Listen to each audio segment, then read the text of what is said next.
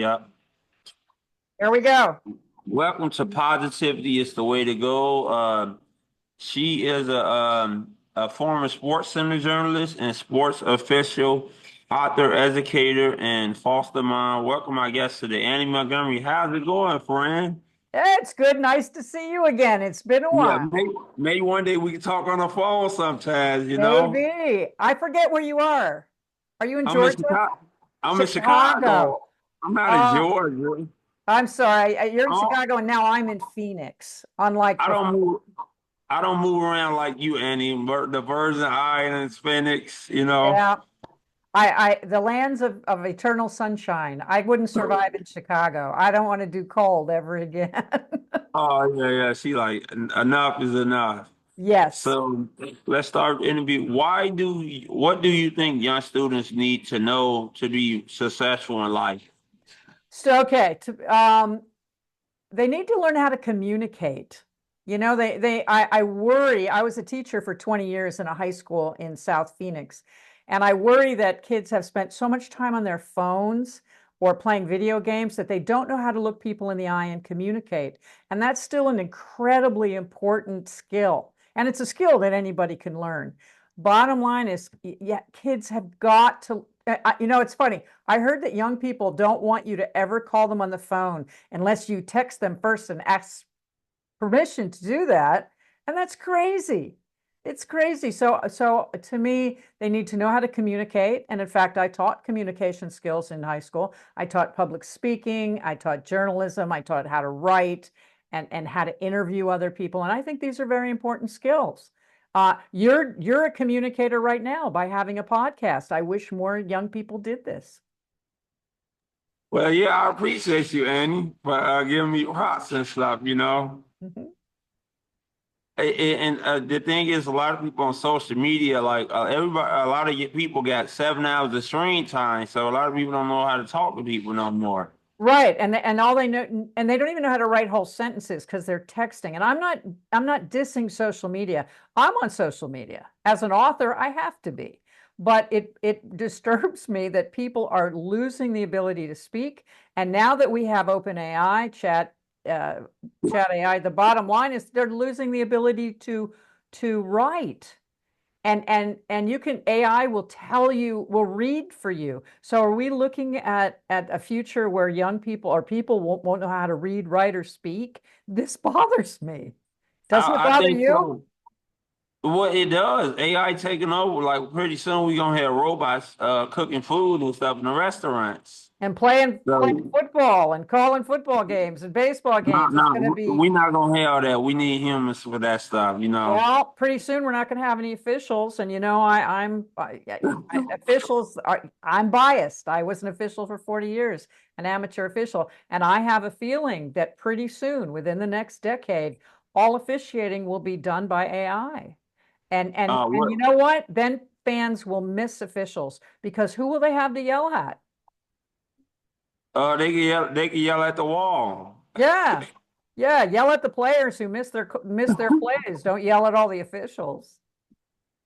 Yeah, well, I'm never gonna date no AI robot, Annie. I need a real human woman, Well, you they know. may they may look so good after a while, you might not know the difference. No,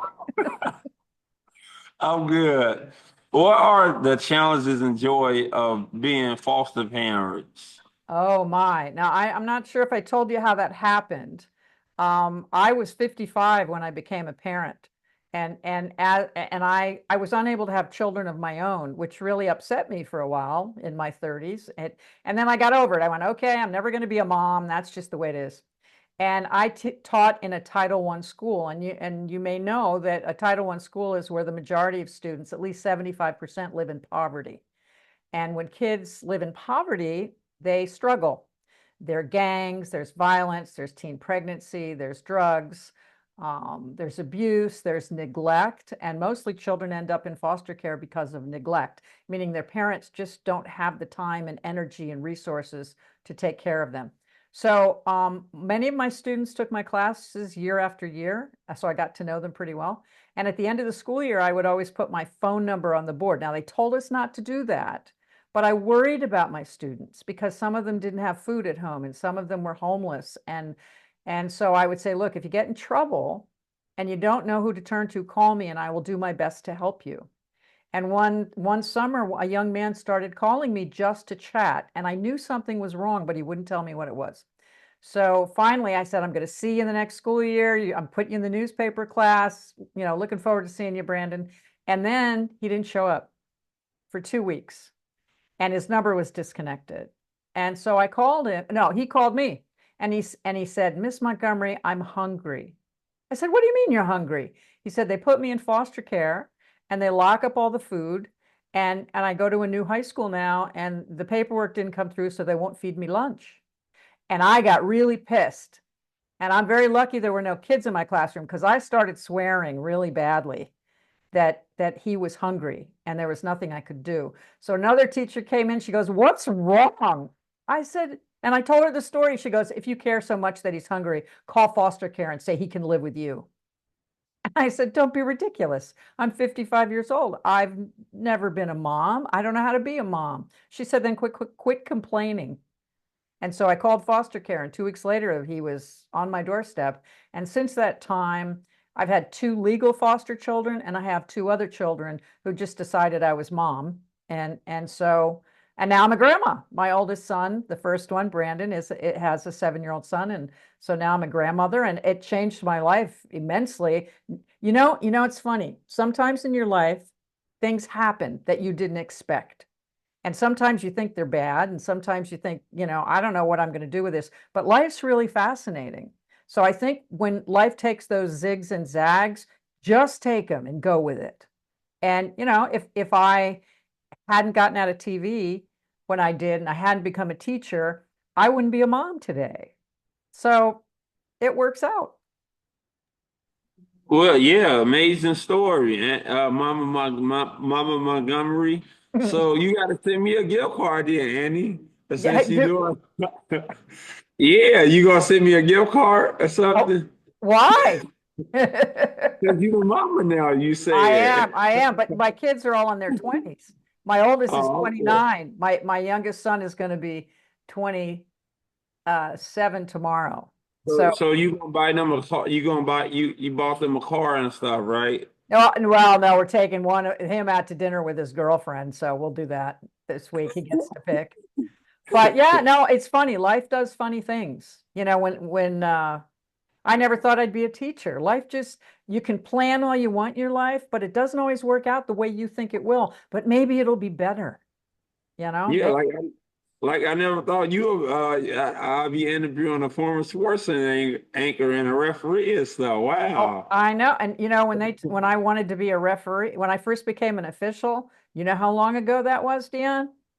Uh, 1978. I called my oh, first ice I hockey wasn't game. I wasn't born. I was born Yeah, '97. that's how long ago it was. I called 5 years of ice hockey.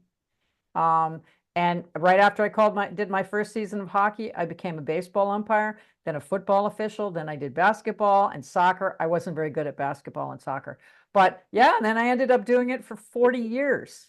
I did football for 40 years. I did baseball for 25. So you got to be careful when you're making fun of umpires and referees with me. You know that, right? Well, you had muscles though, right? Like Ed Hockley, right? You was like, Oh yeah, me and Ed. Yeah, his son is doing very well. And in fact, I officiated my last 30 some years here in Arizona, and Ed Hockley's from Arizona, and his son was in the organization that I also worked for.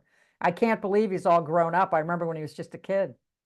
oh yeah, we got to see pictures of that offline. So, what do you think about the Jimmy Butler to the Phoenix Suns for Bradley Beal? Because they've been having rumors about it. Would you I want don't Butler on know. your I team? I don't know if that's going to come through. The Suns are just they don't have it. I think they've got three guys up front who are all 6'6" or shorter, which is silly. I mean, 6'6" to us is huge, but they don't really have. They've got guys who are supposed to be fabulous, and it's not working out. I don't know if bringing Butlers in is going to make any difference. I also don't think they want to part with him. So I don't know. The Suns are just a disappointment right now. And Well, I think. I think y'all defense is soft and stuff. You got KD, Kevin Durant, Yeah. you got Devin Booker, but I think that y'all are soft and you don't play no defense at all. Don't look And at I me. think I'm not doing it. I think I think y'all need to trade KD and get him out of there because the thing is, y'all ain't win no championship anytime soon. No. Y'all got stars, but aging stars like Bradley Beal. He a good piece, but he can't be a he a good piece for the Suns, but he don't play defense. Well, I think y'all need to. I'm sorry, as you know, you can't have one person be a team. You have to have all the parts that work together. And I just don't think they've got the right recipe at this point. But I don't know Well, if Butler would be the answer. I really don't. Well, I think y'all need somebody like Barkley. Y'all need somebody that could play defense like Green from the Warriors. Y'all need somebody. Y'all need glue people. Y'all got a point guard, but y'all need to get like a center and stuff. Cause KD, he's 6'9" with a 7'5" wingspan, but thing is he not a center at all. And the thing is, I don't think he a leader like he should be. I think the leader problem, that's also an issue, kind of like we have with the Arizona Cardinals. We don't have a solid leader, and that makes a big difference. You can have all the skill in the world, but if you don't have someone leading the team that the other guys want to follow, like a Patrick Mahomes. Sorry, I switched into NFL on you there, but I think that's huge. If you and the Suns, I don't think the Suns have that. They've got all these guys that are solid, good players, but I don't think they're leaders. Well, you have a championship coach. You have Budenholzer. Budenholzer, he coached with the Bucks. He coached the Greek Freak, and he a top 10 player, top 5 player in the league. And the thing is, he won a championship with them. So I think You y'all can need win the someone on the championship. It court. does. You need the right people.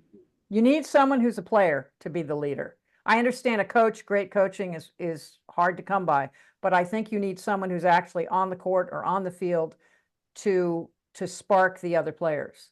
And I don't think that's happening with the Suns, and I don't think it's going to happen with the current group of players they have. Well, I think KD should have stayed with the Warriors anyway, but he wanted to show that he wanted to do it on his own. If he would have stayed with the Warriors, I think he had 2 more championships and stuff. Who I would don't, man ride somebody coattails if you gonna win, right? yeah. But let's talk about the Arizona Cardinals. Do you think that they should keep Kyler Murray and Oh y'all my. beat San Francisco? What do you think about y'all coming up next season? What do you think they should do? Well, you know what? They're not going to get rid of Kyler Murray. Honestly, he's been here 6 years, and I'm not saying he's not a fabulous athlete. He is, but he's not a fabulous athlete all the time. I think in his entire amateur and college, his whole career up until he came into the NFL, he was good enough to make plays on his own. That doesn't happen in the NFL. You can't always, make plays on your own. You need to work with the other players out there. And we were just talking about being a leader. I don't think he's a leader because he always looks like he acts like a spoiled child, like an only child acts. He's not a leader. Look at Patrick Mahomes. The guys will die for him. Okay, they know when he's out there that they got a chance to win. It doesn't feel that way with Murray. And I'm not taking away the fact that he's a fabulous athlete. Honestly, if I was his mother, I would have told him to play Major League Baseball. Okay, he was a second baseman, a shortstop, I think. He was a first round draft pick, Oakland, I think. And he could have made a ton of money and no one would hit him. And he could just constantly be out there showing how good he is. He can't do that in the NFL. There are 22 guys running around out there. He can't be the one that makes every play. And I think even though the offensive line on the Cardinals has gotten better, they're still not great. He doesn't have time in the pocket. And as soon as the pocket starts to close, he starts running around instead of you know how Tom Brady would stand there? He would hardly take a step. He would just get the ball, look around, throw the ball. Kyler Murray's already dancing around every time he takes a snap. And there's also the problem that they say he's 5'10". I don't think he's 5'10". Why do you think he's always he's always in the shotgun? You know why that is? He's short. He's very short. And when you're trying to look past guys who are 6'6", it's almost impossible if you're under center, right? Think about that. That's why he's always in shotgun. because he can't see. I also question his his choices. Okay, well, sometimes he can scramble and score a touchdown, great. Other times he's running around and he just heaves the ball in the air and throws up interceptions. I think he had more interceptions in the second half of the season than he had touchdowns, touchdown throws, you know. So don't quote me on that though. I'd have to look it up. So yeah, I'm disappointed, but I do not think they'll get rid of him. I do not think they will admit that they signed him to a ridiculous, what is $260 million contract over 6 years. That the Cardinals won't eat that. You know how a lot of NFL teams are really rich. They're owned by really, really wealthy people, and the teams are their toys. The Bidwills who own the Cardinals, that's their family business. That's the only money they've got. And so they're not very good about spending money on the team. I think they're like 83 million under the cap right now, money they could be spending, but they don't because they're not obscenely wealthy like most other owners. So they don't go out and get the players they need, and they're not willing to admit that Murray might be a mistake. What do you think of him? Well, I think he okay. I think he an average quarterback, and I think he like 5'9". I think he better than Watson. I think he could get you to the playoffs because he did get them to the playoffs when they played Carolina, when they played Cam Newton and stuff, and he lost that game and But stuff. that's in So he, 6 years. That yeah, they got, yeah. uh, you And know, I think that they could have been. I think, and then y'all lost to Carolina this year and they wasn't good. I think he played down as a competition. He played for big games like he beat the Eagles years ago. But the thing is, I think they need to win games when they playing less competition, and he doesn't do that. no, He and they play won yesterday. Big deal. It was an inconsequential game meant Yeah, it was a nothing. meaningless game. Yeah. I think he could get up for big games. I don't think he win the games that he should win, like Carolina, There ain't no way you should lose to that team in overtime. And he's always losing by like a point or 3 points or Yeah, yeah, not. I'm yeah, like, yeah. it's so I end up wanting to throw things at the screen. And then Um, their defense is not that good neither. They got a good coach. They got the coach from the Colts and yeah, stuff. yeah. But But he they're was better. good. They're the I think the defense is actually better than the offense at this point. Well, I think that they need to get some veteran coaches in there too to help him out. Because that I remember it was a story where he's playing video games and stuff, and they were checking them out, his rating and everything. You mean Murray? Yeah, yeah, it was a Madden rating thing that was going on with him a while ago. I don't know. I just don't think, again, they don't have all the pieces. They're trying. Their biggest problem is often their offensive line. They have some injuries like everybody else, but it's not easy to find 6'6", 300-pound men who can run and block. So, Well, I think he better than 10 quarterbacks, 12 quarterbacks in the league. I think he like a top 20 quarterback. He could get you to the playoffs, but I don't think he gonna win. He pretty much like Tua. He could get you to the playoffs, win games, but that's pretty much it. what But do you think of Tua playing? uh, okay, let's go with the question. What are your thoughts about concussions? Because Tua from the Dolphins, do you think that he should be playing football? No, absolutely not. And it upsets me because it's very clear. There was a study done, and I saw the numbers recently. 364 so former professional football players left their brains to science. They all died, right? 364. 350 had CTE, which is the chronic degenerative brain disease caused by getting hit in the head and having concussions. 350 out of 364. Tua has had at least, I think, 3 in the pros. He's probably had more. And if he walked away from the game today, they'd hand him a check for $67 million.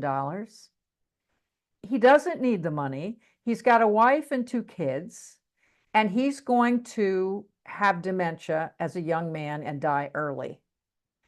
Now, no, I don't think he should play. The problem is that we have, people, young people, not young people, for years, coaches taught kids, young people, to use their heads tackling. 20 years ago, we realized that was a bad thing. You shouldn't be using your head to tackle.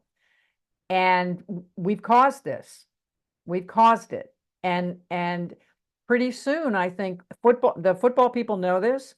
People are not going to let their kids play football anymore because of people like Tua. They see what's going to happen to him. They see the damage, and people are going to stop letting their kids play football. That's why the NFL's in Europe. That's why the NFL is recruiting in Africa, because people here won't allow their kids to play. Just like boxing. Used to be all kinds of people boxed. Now it's just people that are poor, because people that are poor are willing to risk their health in a sport. People who are well off are not.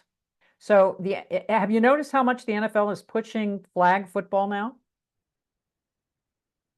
Yeah, I see it was some high school football in Right, Chicago. right. They had the girls and the boys. The thing is, Mahomes, he had concussions too and stuff that they Yes, probably didn't put him in and stuff. all The of thing them is, have. All of them and have then, had it. well, But the we thing is, watched Tua. We watched what happened to Tua.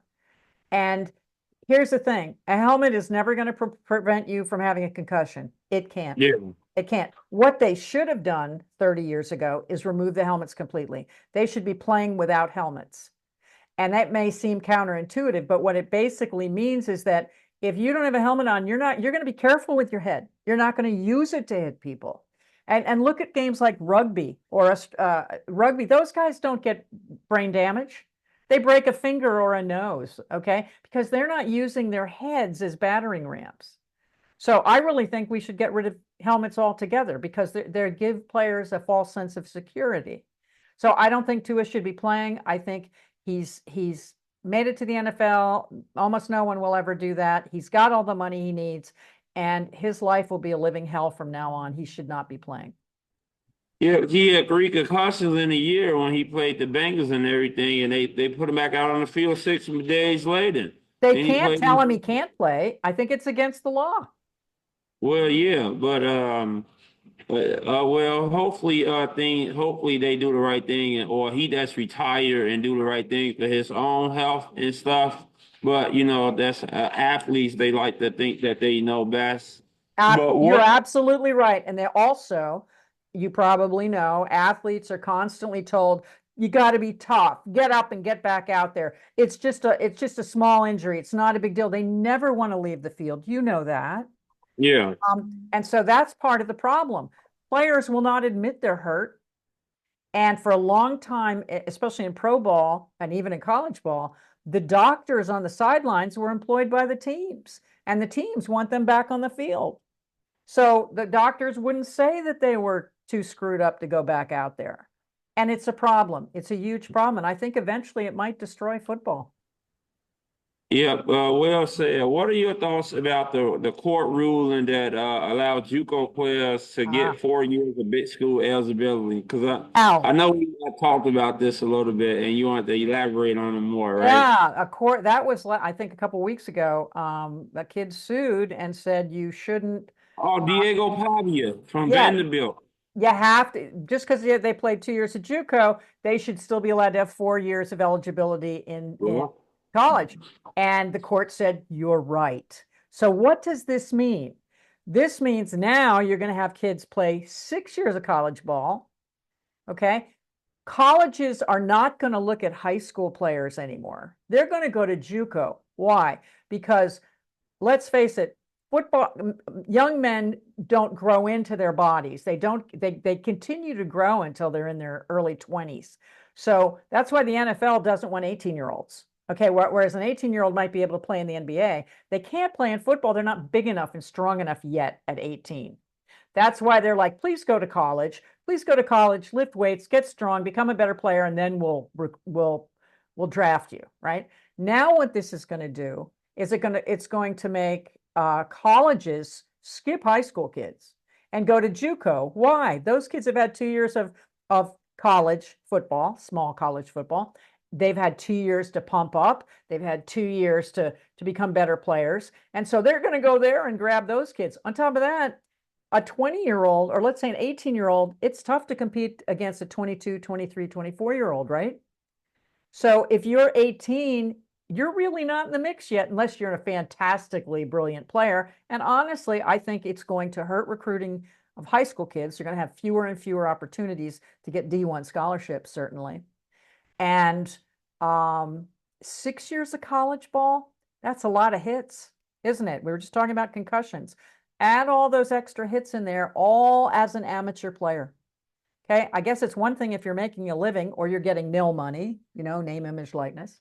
But the bottom line is that's 6 years of getting hit. And most of these kids have played what, since they were in Pop Warner when they were 6 or 7 years old? That's a lot of years of football without really getting paid. Some kids get paid, most will not. So the bottom line is I think it's going to hurt high school players. It's going to make JUCO kids play 6 years of college ball. And then the NFL will go, yeah, we'll recruit them. They'll be 24. We'll take them then. They're big, solid. They've grown into their bodies. And yeah, I'm sure the NFL is delighted about that. And remember, too, the NFL is not like Major League Baseball that has a minor league system. You don't definitely usually don't go from high school to Major League Baseball. You go to A ball, double A, triple A, right? And you're learning as you go and getting better and better. The NFL's minor league system is what? College. They don't have to pay for anything. The colleges are getting their players ready, the few that will make it to the pros. So yeah, I think it's gonna be kind of weird. Well, that's why they got the UFL and the XFL. So they got No, that's not why. They no, have no, that. no. I'm talking about for people that don't make it in the NFL. They got alternatives now. Yeah, but why do you think that it used to be the NFL made jokes about the USFL, which is what it used to be, and the other leagues that tried to compete, but now they love them. Why do you think that is?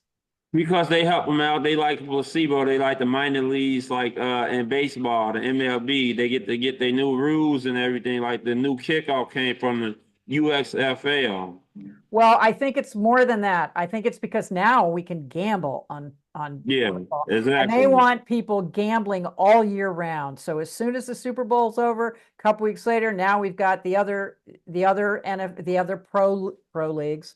Okay, and I think that that's the only reason they're all about that now, because they want people to gamble all year round. Yeah, and I got one more question. This will be like for 30 seconds. Who do you think gonna win the championship in the NFL? Who is your picks and for the what's gonna go down? It's really hard not to pick Kansas City. It really is. And I know people might be sick of them, but I love Mahomes. It's so hard. He's lovable, you know. And I like to watch them play. I like Kelsey like everybody else does. So I think they might three-peat. So no Buffalo, no Baltimore at all. I'm not saying they will when you ask me. Oh, did you say who will win? I still think it'll be Kansas City. I still think Okay. they have all the parts they need. Well, you think they're gonna be the first team in NFL history to three-peat because no, even the Patriots didn't even do it. They'll be the Yeah, first to they missed one three-peat. in the middle somewhere. Yeah, Um, yeah. So they'll be the first team in NFL history to three-peat. No team have ever done that before. All I know is that mostly watching Kansas City play is fun because they don't always win 42-12. They're like down by 2 touchdowns, and here comes Mahomes, and somehow in the last play of the game, they win. It's like Well, magic, and it most, makes it fun to watch. most people tired of them because they like the Warriors, and they like the Warriors. That people get tired of you winning all the time because they That's take all the right. fun out of sports. And then most people say the referees help them too much too. They do not. I know. All hail Mahomes. I know. No, I Yeah, don't do that. I'll yeah. tell you right now, there's not an official anywhere, especially one in the NFL. They get graded on every play. And if they don't do well, they lose their jobs. And they get paid really well now. So nobody wants to miss a call. Nobody. Okay. I think, like a lot of dynasties, that you have the right guys with the right coach all together for a certain amount of time. And pretty soon, if they three-peat, those guys will go elsewhere. They'll have all the rings they need. They'll go for big bucks. It's difficult to keep those guys together. So that's why you had the Patriots winning, over and over, and the Steelers back in the olden times. And that's Yeah. the Washington Redskins in the early 80s and mid 80s. That's because they had that core group of people that were absolutely fabulous together. That's what and all dynasties fall apart. So Yeah. don't worry, even if Kansas City wins, they're not going to win forever. Yeah, well, the thing is, Tyreek Hill, he upset that he want to leave Miami and stuff, and he left Kansas City, and now he upset because he thought that Tua was the best quarterback, and he left Mahomes and everything. Mahomes to win the championships without him and stuff. 'Cause he wanted to get the bag. Well, He he wanted to left get for a paid. lot Now of he money. not That's all happy. right. He's got enough rings, doesn't he? No, Most he only got players, one. He only well, got one ring. I He know, could have but had three if he would have well, stayed. he got a lot of money to leave. But the at least I think he did. Yeah, why would he have left? The bottom line is most NFL players will never play in a Super Bowl ever, ever. Okay, it's rare. So the bottom, even if you have one, you're still a Super Bowl champion. Fine. Most guys will never be able to say that. Well, it was a pleasure having you on today, Annie, and we'll do this again during the Okay. playoffs. We'll have you on like a month or two from now, you know. Okay. We hope your prediction comes right. Some people will say, I hope your prediction is not right. It's okay. I don't mind. Well, betting and gambling and stuff, that always plays a part in everything. Well, I don't like it. I mean, I think all this gambling and promoting of gambling, you watch the football game and then they go to the betting commercials. I'm like, that is Yeah, the just wrong. parlay they got And they got Aaron Dolan, ESPN bet. I tried to reach out to her. She didn't even email me back at all. I want to have her on my show. Some people they think they too much. They think they too big time to come on. well, that's all right. Yeah. All right. Well, it was a pleasure having you on again today. All right. And nice talking to you again, Dion. We'll do it again another time. All right. Sounds good.